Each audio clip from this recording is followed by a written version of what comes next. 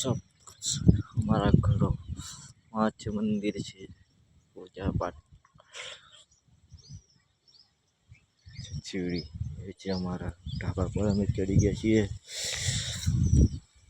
તો પેલું છે જો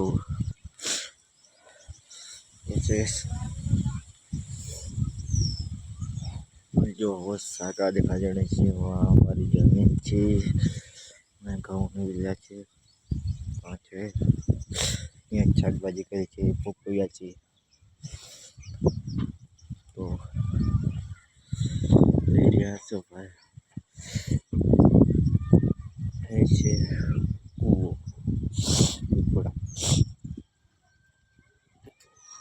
नजदीक से दिखाएंगे कुओं चलो हमें कुआ बैग में कर ले लीजिए जो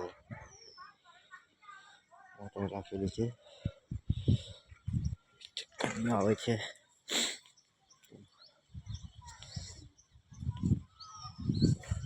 બ્લોકમાં આપણે જોવા પડશે ખાસ કરીને અમારે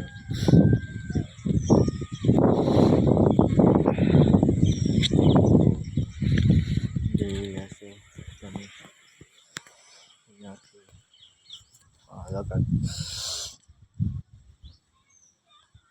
वो व्यू